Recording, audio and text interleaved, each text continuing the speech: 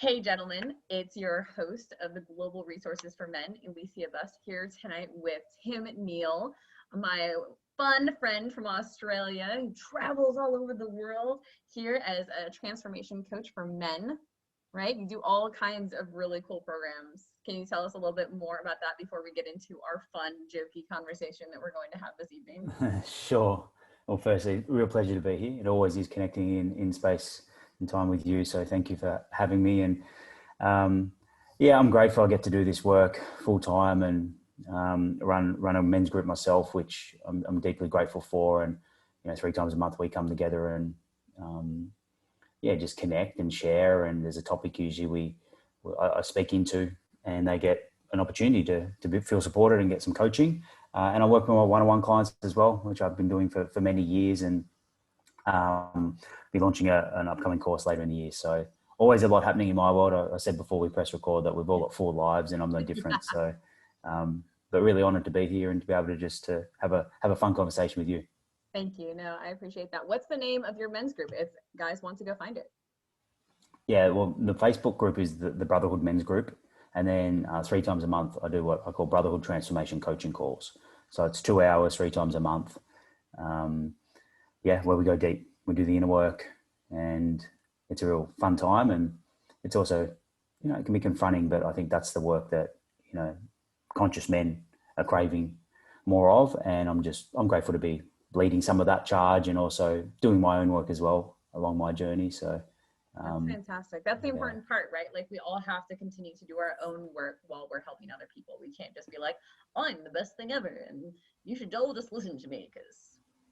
Yeah, absolutely. Like the journey is it. Like I often say to my guys, and I reinforce it myself, is like, there is no finish line. There is no destination. I think the masculine and male mindset is very goal orientated. Like if I do this, then everything will be great and I'll feel everything I want to feel and life will be amazing, rather than realizing that, I know it's cheesy, but it's true. Like life is the journey. And I'm very, I want to be congruent. I want to be authentic. I want to be doing my work. I was on a men's group call as a participant last night for myself, just to connect in space, a different space, and just to hear what's happening in other men's lives and feel what's resonant and to share what's happening in mine. And it was awesome. I really enjoyed it because it's different.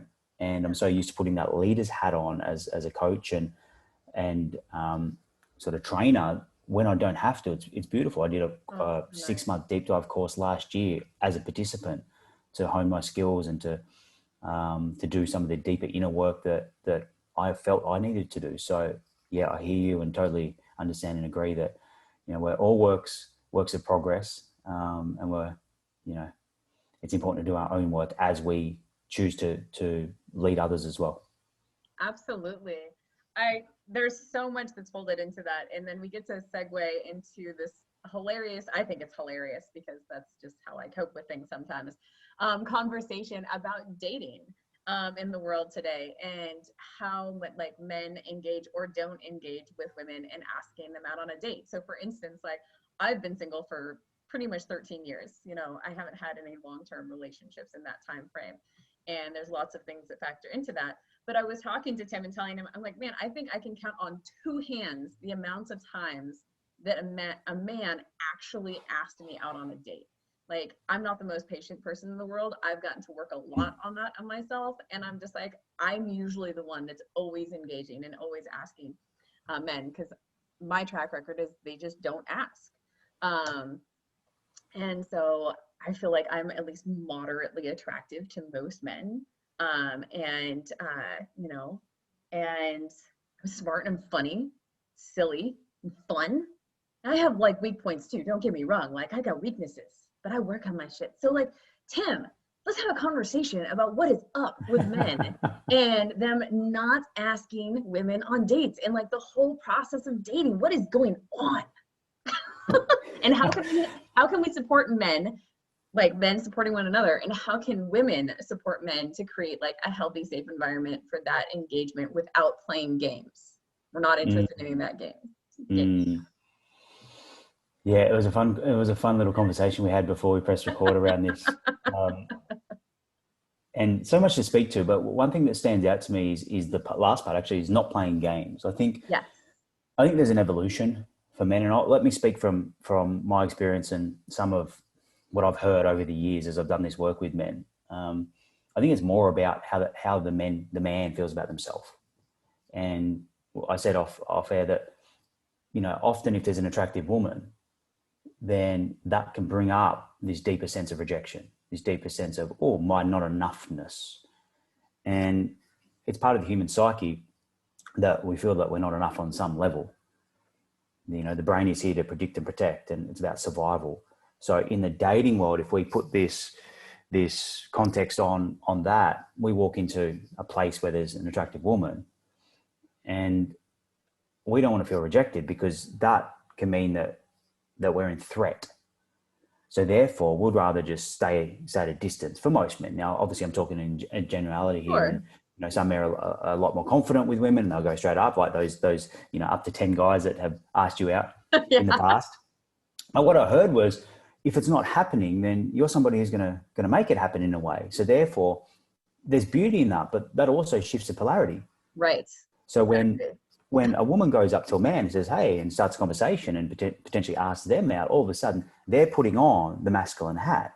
Nothing wrong with that. However, if they're more of a feminine woman, which, and I'm talking about energy here, not necessarily about gender, all of a sudden that sets up the dynamic for her leading the relationship in a way, her leading the connection, where I believe that that's the masculine man's role, his job in relationship. That doesn't mean he doesn't need to connect to his feminine. Of course he does. That's been a big part of my journey. However, it sets it up on shaky ground. You know, next thing you know, she's going to pick where they go, and she's going to be buying the gifts, and, you know, call me a bit old school with it all. But what I've learned is when that man steps into that role of leadership, whether it's in his relationship, whether it's in his business, in his purpose-driven career, wherever it is, then more of him comes alive, because it's his core energy. So I think there's a confidence piece there. I think it's more about the inadequacies that the man feels about himself and his own insecurities. Maybe he doesn't feel he's good enough. Maybe he doesn't want to feel rejected. There's a whole bunch of potential fears that lay beneath the action or behavior of walking up to an attractive woman and saying, hey, how you doing? Like, just having a conversation. So we could unpack this for probably days. We totally could. And there's so many different pieces to it, right? Because you want somebody to be a leader and you want to have that clear communication. And then when you already initiate with it, and then you try and be like, hey, and then there's this thing, and then people are just like, oh, you're crazy, or oh, you're needy. And it's just like, all I did was have a conversation with you about what my needs are and what maybe your needs are and what we could do to. They're like, nope, you called me 3 times today. You're a crazy person. Oh my God, you're totally like trying to control me and yada, yada, yada. And I just want to hang out with my friends. And, you know, and you get to like our age, and then there's typically baggage that comes from previous relationships, right? And then you oftentimes get lumped into all of that. And you're just like, wait, hold on. Like, I just wanted to talk and figure things out and like have more functional and not be crazy, because if I keep being in this place and you're not talking to me, then it's going to make me crazy, and I don't want to go there. So I'm either going to leave or we're going to talk. So which one do you want to do? Yeah. We're equal yet different, right? And so often we project what we think they should be like based on our own reality. Right. Oh, good. So she should be more like me, where she's different, and he should be more like me. He's different. Rather than accepting and really honoring them for who they are and understanding, I think there's real beauty in understanding how the opposite sex works and how we are different. Yes. There's similarities, and quote unquote, you say crazy, the man can put that frame like she's crazy because she took these actions, as opposed to really honoring her for who she is. And then asking some deeper questions is, oh, why is it that, let's just use your example, you know, you texting me 3 times a day, because in my world, that could be seen as needy, or that could be seen as crazy. But it takes a different level of conversation. Yeah. And I think, and also their stage of life, you know, I'll speak for myself. I'm a very different man now in my late 30s than I was in my early 20s. And I, I can speak to often, that for myself for sure. exactly, right. I'm such a You're not different the same woman. woman you were 10, Praise 15 years God. ago. Yes. I was probably a little crazy in my 20s and a little needy in my 20s for sure, because there was so much that I hadn't worked on within myself, so much trauma that had not been addressed, and learning how to have healthier communication, healthier boundaries, understanding self-worth, and the importance of not looking to everyone else to assign value to you, but rather identifying what your values are and living through your authentic self in alignment with your values. So Beautiful. Alex, are you here? I see that you popped on, but I can't see you. What's the matter? I can't see you. There you are. Oh, Hello, there Alex. you are. Welcome to the conversation. Good Hey, morning. Alex. How are you? I'm doing great. Thank you. We are recording, just so that you know. Okay. It's a safe space. You can say what you wish, but please understand that it is recorded. Mary, I hope Yes, you I set up understand. the replay. We were just having a funny conversation about men and women in general and dating, and I was being transparent about my previous experience, or lack Yes. of men actually asking me out on a date. And you said you were a different man now to when you were in your 20s. Yes, I've had lots of changes since then. That is a big change. Yes, no, I've always been a lady, although I've had lots of masculine energy, more like for most of my life, just because of how I was raised. Like, I love getting to be in the feminine, but having to step into that role so often of the masculine energy as a leader and taking charge. And I'd much rather, honestly, find a man that was strong and wanted to take that leadership position, but without arrogance, like without oppression. Yeah. Finding somebody that's going to walk that path with you, like that would be amazing. Oh my Yeah. God. I can't. Does he exist? Tell you. No, I'm sure they can. And the reason that I believe that these men exist is because I did my Global Men's Summit and I talked to men literally all over the world. And I was like, holy shit, there are actually attractive single men in the world who have their shit together, that have a growth mindset. And that was like, honestly, I'm 40 years old. That was a totally new concept to me, that those men actually existed. They weren't like fairy tale or in the movies. Like, that's a real person that is attainable. Yeah, absolutely. My theory is that men don't know how to do that these days because women have moved so far into the leadership roles and self-sufficiency and have good jobs and all that kind of stuff, that men don't really know where they fit. I'm in my 60s now. I was brought up by my granddad with lots of good manners about opening doors for women and walking on the outside of the pavement and all that kind of stuff. And these days I still do that because it's nice. I do it for men as well. But sometimes they just walk straight past you and don't even acknowledge you. And it's just like, I don't do it to be acknowledged. I do it because I think it's polite. Yeah, just to be polite. Like, I still call people like sir and ma'am, and I open doors for people, and like all those things. And I allow men to walk on the side of the street that they're supposed to be protective in case a car comes and like wants to run us over. Exactly. I don't get mad when men open doors. I'm like, please open my door. I would like to be treated with respect and politeness and consideration. Yeah. Do you sit in the car until the man gets out and opens the door for you? Because you could be there a while. It depends on the man. Yeah. And how hungry I am for dinner. Yeah. I think there's a lot of generational stuff that's been missed along the way, and I also think that through the 80s and 90s, when we were all hoodwinked by this "you can be anything you want" movement, that people decided to be anything that they want to without really thinking about, well, what's the impact on the people around me? And I used to do a lot of personal growth workshops and weekends and stuff. And the amount of people that would come back from that and I divorced my husband, I didn't love him. Or I've decided to move out and leave the kids or whatever. And it's just like, yeah, it's all very well to be, this is what I want, but you've also committed to this relationship and had children. You can't just up and walk away from it. You've got to think about, well, to me, you've got to think about the impact on those around you. Yeah. Yeah. And so I think now it's beginning to settle down. I have no research in this. This is purely personal thinking here. Well, I've got a dog. Sorry, I've got a dog staring at me. He's got a ball in his mouth and he wants me to throw it. So he's giving me the intense eye. He has be there in a second. has a Yeah, yeah. And Your background, I think it's Alex, too easy. too. I think it's too easy to walk away from relationships these days. Yeah, Like, a lot of people I've aren't. had a fight, I'm out of here. Alex is out of here. Sorry. No, I was just kicking the ball for the dog. What are your thoughts, Tim? Yeah, I resonate with a lot of Alex, what he brings here. And I think there's also, for young men growing up, there just isn't a lot of really empowering modeling. Yeah. Yes. I think every parent is doing their best. And I honestly believe that they're doing their best from their level of awareness and consciousness. And if they haven't had the understanding and they haven't had the modeling of like, hey, here's how a mature, masculine, evolved man operates in the world, then there's nothing for them to actually model. They're just doing their best. So where do they learn it from? They learn it from friends. They learn it from, the schooling system. And there's nothing wrong with that. However, I think there are some holes in it.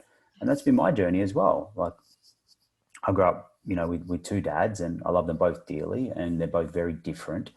But part of my journey has been really understanding there's no real rites of passage anymore for young men coming through. So you just got to do your best and learn it, and you fumble your way around in personal development, and ideally you start modeling some of what you feel to be aligned with you or resonant with you till you come to a point where, you got to make your own decisions. And, using that example, I'm one to always, walk on the outside, right, where the cars are, to use your example there, Elysia, and also, to open the door for my partner. At times I'm in my head and I don't. And I've had girlfriends wait. Yeah, I've trained them so well. They just wait at the passenger door, and I'm in the car and I look and shit. So sometimes I open it from the inside, or sometimes I run back around and go, okay, here, and we just play a bit of a game and have some fun around that. But I'm for that, but I didn't grow up with it. I didn't grow up with like, that's how you treat women. That's how you step into your masculinity. And this isn't about people pleasing.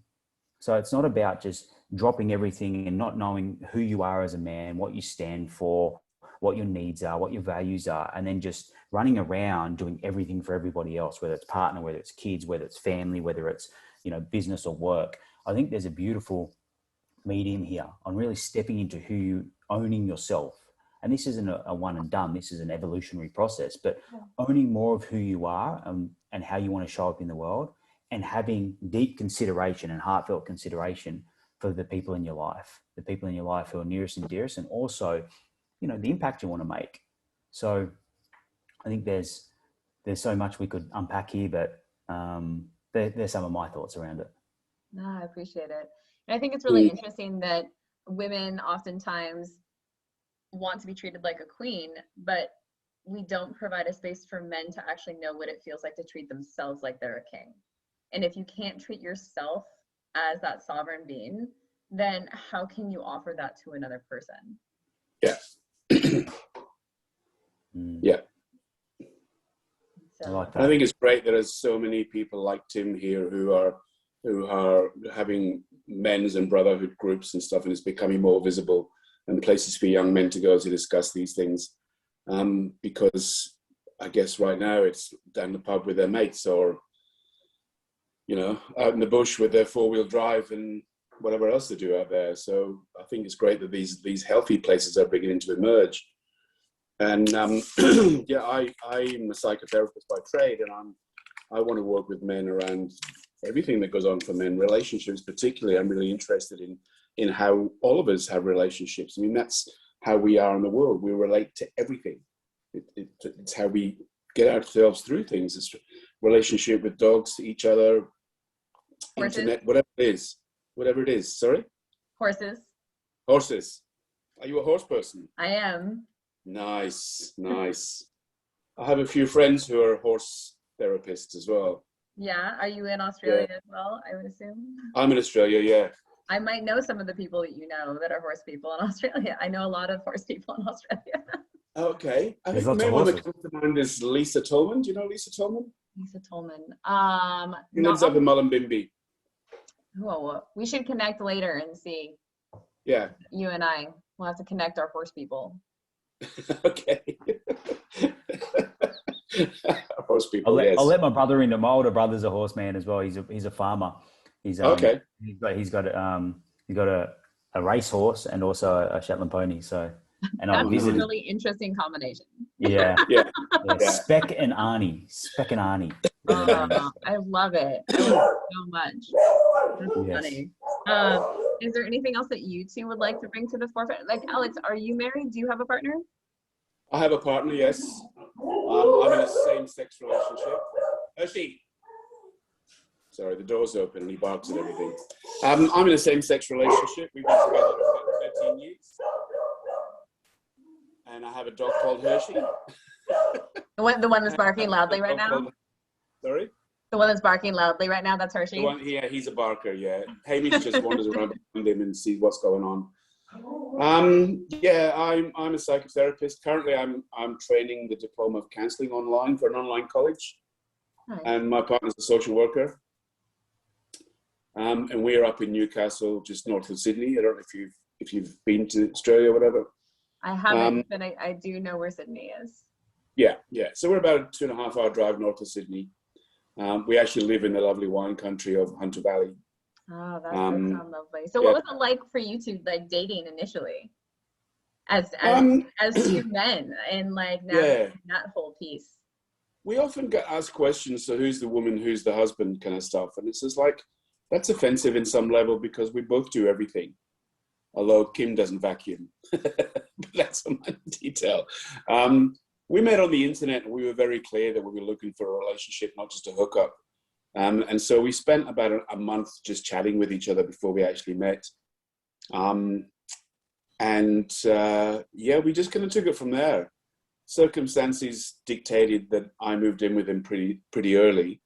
And so we did our growing together and healing from previous relationships in a very, I guess, toxic and pressurized environment. And there was often, I'm leaving, or I'm throwing you out, or I've called the police on you, or whatever happened in that last year.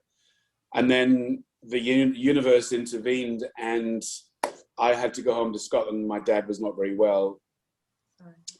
And Kim had a really bad fall off the balcony one night and ended up in hospital for 9 weeks. I was in the UK for 5 weeks during that time. And I came back to a completely different man. That time alone kind of helped, well, in his words, helped him put it into perspective, that he knew he was being horrible to me and taking out previous pain and hurt on me when it was misguided. So since then, everything's been fine. He's not an open upper, so I have to kind of coach things out of him. But he's a lot better than he used to be, let's put it that way. But, you know, it's been a difficult relationship at times, and I'm grateful that if it'd been an easier relationship, I wouldn't have learned so much about myself. Yeah. Because a few years ago, I studied a Masters of Gestalt, and they're very much into nothing happens in isolation. So whenever there's an issue between us, I look at what am I doing in this co-creative field between us, yeah? I have a lot of respect for you for that. That's a big deal, and more people should do that. Yeah, absolutely. In general, with human interaction. Yeah, absolutely. Nothing happens in isolation, absolutely. Like you and I are having a relationship here. You're talking there in America, I think. I'm in Australia. But this energy field between us is being co-created by both of us. And sometimes the dog. Sometimes the dog. And to some degree, Tim as well, because he's listening. Yeah. Oh, hold on. Okay. No. See, superficial, silly things can go deep if you just allow the space for them to get to evolve. Yeah. Right, I'm back. Welcome back. We had after these messages. We'll be right back. Down in Melbourne. I've just recently come back to Australia. I was in Hawaii for 1.5 years and in California before that for a year. And I've been back about a month. So landed back in Melbourne. So yeah. Cool. Yeah. Cool. But I haven't been to the Hunter. I've been to Newcastle many times, but I haven't been to the Hunter. So when you mention that, we have an Airbnb run out of our house, so you're welcome to get onto the website Airbnb and come and stay, and I'll give you a discount. Appreciate that. That's very sweet. Yeah. You as well, Elysia. Well, thank you. I do appreciate that. I do hope to get down to Australia maybe next December, not this one, but the next one, when the borders actually open up and COVID settles out. Yeah. I'm hoping to be there for a few months and going on tour to do nice and workshops and stuff. Speaking tour? Huh? A speaking tour or just a tour? A tour with doing clinics with horses and helping No, no. people with emotional regulation and the mind-body connection and Yeah, accountability without shame and like breath yeah, brain connection and you know beautiful. touring, meeting all my new friends and Yeah, you know if I get any other speaking events when I'm down there, that's cool. I just like okay. to like travel all the time and do my best to make the world a better place. That's my game. Mm, mm. I think there's a small happy band of us who are doing that, you know, trying to make the world a better place, and I think it's growing. I'm also trained in family constellations, if you've heard of those. I have. And so there's a lot of people around the world who are now doing that as a part of healing. Yeah, they do it with horses And too. yeah, exactly. Yeah, exactly. And it's just an amazing process. And it talks about the field. It came out of Gestalt. A lot of people who are Gestalt therapists now use family constellations as well.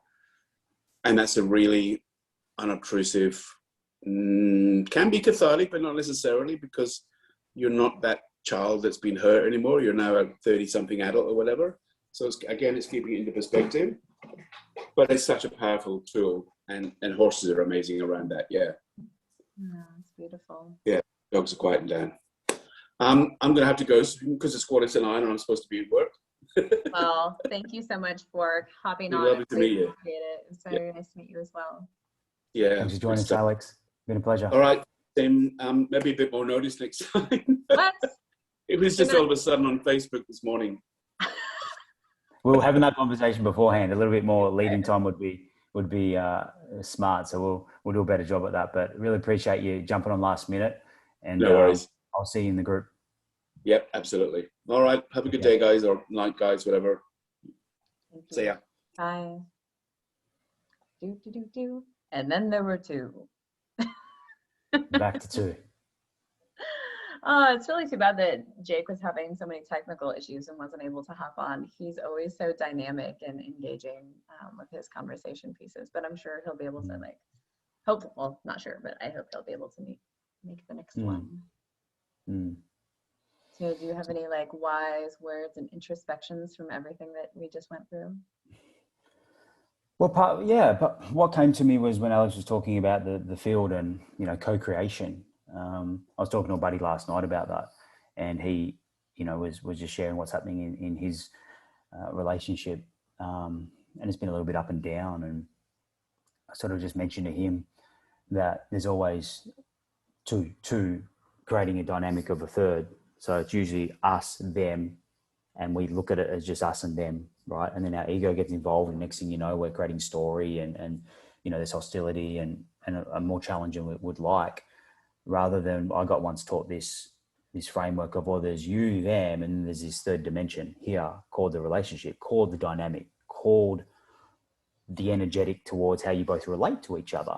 Yeah. And the more that we can pull ourselves out of us and go, okay, well, what's happening here above us in the relational field, then we can start looking at it with more an objective standpoint, not our subjective bias. And we can start working through whatever the challenge is, whatever the surface level challenge is.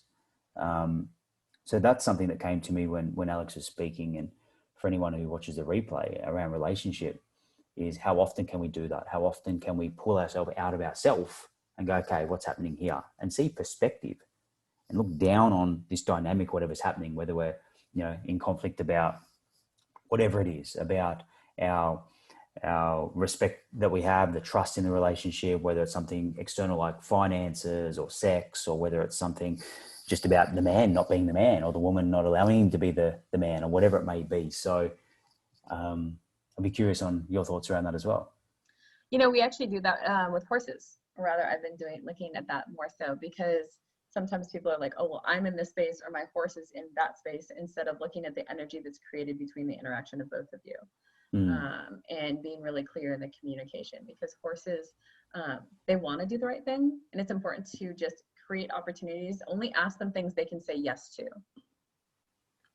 So something that they've already learned, something they have the knowledge to be able to figure out what the answer is from what they previously knew, you know, and making sure that they're in an emotional state where they can receive the information. Because horses have emotional states as well, you know, and if a person or horse, we can just come back to people, if somebody's not in an emotional space to handle the information that you offer them, it doesn't matter how right you are, because it will create drama and strife, and it won't actually help you to attain your goal of them understanding what you're saying, or you moving together as a couple to a better place. Sometimes you just have to shelf your ego and shelf your intention and look at the bigger intention, which in partnership should hopefully be care and affinity for the person that's in front of you. You're like, this person obviously is not in a space to actually hear me. And so I'm going to look at how can I help support them to increase their bandwidth and safety. Do I need to walk away and not talk to them and just give them space to process their stuff? Do I need to just hold them and allow them to cry? Do I need to listen to them vent? Like, what does my partner need in this moment so that we can get to a better place faster, instead of me like really just hammering down my point? Yeah, it's a beautiful insight, because so often we just react from our past patterns, right? Our past programming on wanting to be right, or you know, from a male standpoint, is trying to solve whatever is the problem, rather than realizing, hey, what is it that my partner needs? And putting, often I say, you know, we above me, and that's not about suppressing your own needs. Yeah. What that means to me is more we, the dynamic of the relationship, is more important than just what me and my ego wants in the moment. You know, I've been working pretty deeply on patterns of disconnection and avoidant patterns of just shutting out. I've got this shadow called, you know, shut down shadow, where as men, so many of us will just shut down because we don't know really how to respond, how to react. We don't know what the other needs. In a lot of cases, the feminine, what she actually needs. And I think there's such beauty in asking often, like, what is it that you want or need? And then using that information as feedback to ideally make it more of an unconscious process of, like, when she cries, it doesn't mean like, I disconnect from her. That could be a cry for just hold me, just be here with me, not try and solve my shit, not try and make me wrong. And then that opens up space for the next step, whatever that may be. And that may be nothing. That may be enough. Or it may be, hey, I'd like some help here. And then you can go into solver mode. So I think the care and consideration and that affinity that you mentioned is so important. And coming back to this heart space more often, or really just loving this person for all of who they are. And that's something that I've learned the hard way in relationship, is to accept people and her or the other for all of who they are, because we are all things. Absolutely. I really appreciate you sharing all of that. And it reminded me of when people say, I don't know. Sometimes you ask somebody, a man or a woman, and how can I help you right now? And they're just like, I don't know. And I think that's the time to just breathe, just focus on breathing and look for the little nonverbal communication and try different things, but in like little itty bitty baby increments, you know, and pay attention to what that person resonates with. And that really makes a difference. And also to, like, I think accepting people as they are and their whole person is incredibly important. But within that, also understanding what your personal values are and what works for you, and where, like, it becomes, there's a line that's crossed that this is no longer a functional relationship. And I can say, like, thank you for the learning, like the opportunities to learn that you've gifted me, because even pain and dysfunctional engagements are an opportunity to learn, and they're still a gift, even if they're not comfortable, because then you can live a better life and you can look at the signals and identify them sooner so that you don't get yourself into those more difficult situations, you know. And if we're just like, hey, I send you with love and gratitude that I can no longer engage with you in a relationship, and just walk away without drama, without resentment, but just a line that you just don't cross. And I think too often in life, people, they allow themselves to walk over that line instead of just standing in their truth, knowing what their truth is, and letting somebody walk away. Yeah, well, I appreciate that insight, because what comes to me around that is worth, knowing your worth. Yeah. And I think most of us grow up with this sense of lack of worth. And my journey has been through achievement. And I think we all wear hats, right? Those imprint years from 2 to 7, where who do we need to be to get the love and to get the attention that we want as humans, especially as infants and children. And for me, it was about achieving. So if I could achieve more, and I chose the vehicle about being an athlete in sport, then I would be somebody. I would be loved. And I think we all have our own flavor of that. And it comes down to this worth, this conversation around knowing our worth, whether it's, when we're engaging with another in relationship and knowing where is that line, as you put it, where is that, what am I willing to tolerate? What are my standards? What are my values? And doing it not from a place of you being superior and then inferior and saying, well, I'm not tolerating that anymore because you're this, and that. Mm-hmm. More so from this healthy, and that's what I heard when you spoke through this healthy, like, I understand that this is the dynamic that, firstly, I'm accepting you and I'm accepting where I am in this stage of our life, and I'm accepting the dynamic that we played. And then the next step is the responsibility piece, the responsibility to, well, how am I contributing? How am I enabling? How am I still standing for this? If I've had those communications, if we've had those discussions and we've had those chances to make new commitments and agreements and take different actions, and if it's still not happening, then can we take the responsibility of what you alluded to, Elysia, is to just part consciously, to uncouple consciously, to do it in a beautiful way as much as we can. And of course there may be some hostility there. I think that's part of the psyche that comes in and our psychology. However, for the most part, yes, can we just see it for what it is in this moment and not play back into the patterns of codependency that we may be holding on to, on validating ourselves through another, which often I hear many men's stories and people's and women's stories of, I did. I'm with somebody. Right. Yeah. Me too. Yeah. If I'm with somebody, then I am somebody. Who am I by myself? And if we haven't remedied our sense of loneliness that we may be carrying, our sense of enoughness and our worth, then that becomes the work.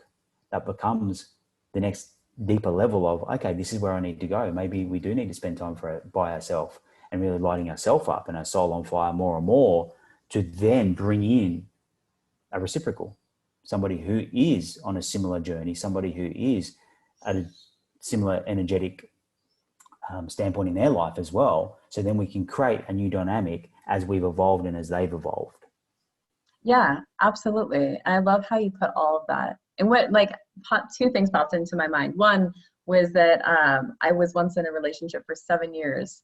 It was like a bipolar relationship, and I missed out on so many different life opportunities because I let that line.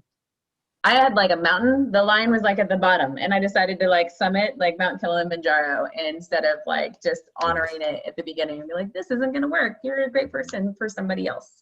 And that was on both sides. He was the wrong person for me. I was the wrong person for him. If we would have met at different evolutionary points, we might have been able to make it work, but not where we were. And the other thing that it reminded me of is casual sex. So casual sex, I personally don't think that there's anything wrong with casual sex if it is done respectfully, transparently, and honestly, safely also for pieces to casual sex. But think about the reason why you're having casual sex. Are you having casual sex as a mutual engagement of respect and fun? Because sex should always be fun. And or are you having casual sex with people because you feel the need to fill a void, because you don't feel like that's the way that you attain power, and that's the way that you attain your ego and worth. And just see how we engage with other people in that dynamic, and just be really, really honest with yourself. Don't shame yourself. Don't have guilt about it, but have integrity with your soul to be real about your purpose. And what do you need to support yourself so you can live authentically and have fun and play and do whatever is in alignment with your values, but with real honor. Yeah, that resonates fully. I'm with you. I share the same belief there that there's nothing wrong with casual sex, and we're all going to engage at the level that we're able to. But the intention is what I'm hearing here, and that's how I look at it too. The intention behind that is very important, and that's something in line with integrity. Is it about enjoyment and fun and really honoring the other person and that connection? Yeah. Or is it about that void that you speak of, feeling that void, and now that void, because that's a void that will never be filled. It may feel like it in the moment, but unless you do that yourself. Yeah. And then you can share your gift, whether it's through casual sex or something else, with somebody else.